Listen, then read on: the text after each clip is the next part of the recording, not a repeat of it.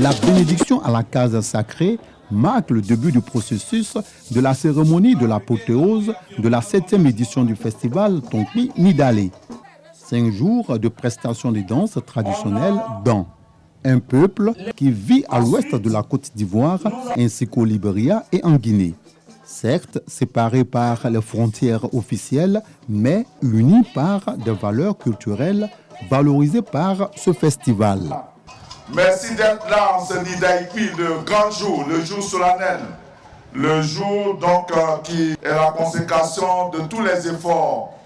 Le président Alassane Ouattara a cru en nous, en cette initiative, dans une région qui avait été traumatisée par la longue crise. Nous avons besoin d'un instrument de rassemblement, de cohésion, un instrument qui, par-delà les sensibilités, nous permette de nous retrouver autour de notre patrimoine culturel, mais aussi autour de l'envie d'agir ensemble. Cette édition bénéficie de la participation du peuple du Sud Comoé. Les peuples de la grande région du Sud Comoé, dont j'ai l'honneur d'assurer la présidence du Conseil, sont heureux d'avoir été associés à ce banquet artistique et culturel, rendez-vous de célébration des valeurs d'hier qui fondent l'aujourd'hui et avec lesquelles le demain peut être envisagé dans une plus grande sérénité. Le Tonkpi Nidalé, en plus d'être le festival des arts et de la culture d'An, est aussi une lucarne pour célébrer la cohésion et le développement. Le ministre d'État, ministre de l'Agriculture et le ministre de l'Intérieur et de la Sécurité soulignent cet aspect important. Dans cette ferveur traditionnelle, où nous formons tous ensemble, en parfaite symbiose, ce que le président Alassane Ouattara a voulu faire de la Côte d'Ivoire une nation unie, une nation de complicité et une nation de prospérité.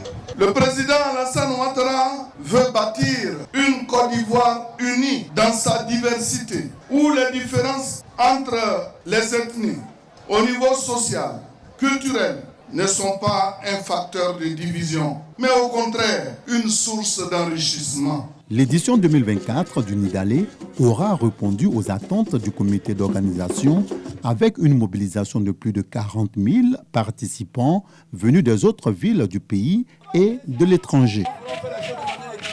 Merci beaucoup.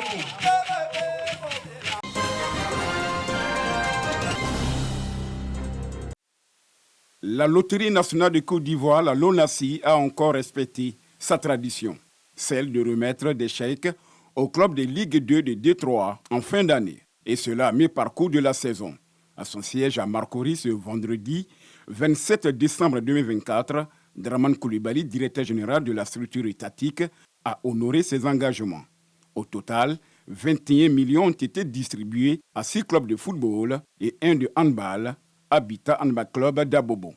Un partage équitable où chaque président du club ou son représentant est reparti avec 3 millions de francs CFA. Notre subvention annuelle a d'abord ciblé les clubs de football avant de se diversifier. Ainsi, pour la saison dernière, nous avons intégré un club de football féminin.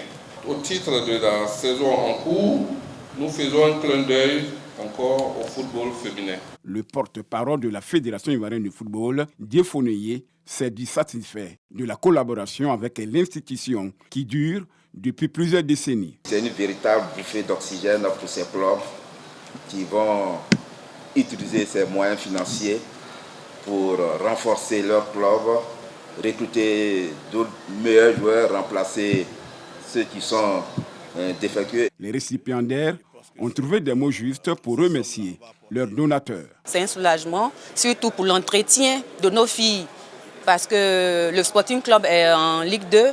Alors cette subvention va vraiment nous aider à faire face à nos besoins. Ce geste de la LONASI peut toujours booster l'ardeur des acteurs afin de leur permettre d'atteindre les objectifs fixés en début de saison.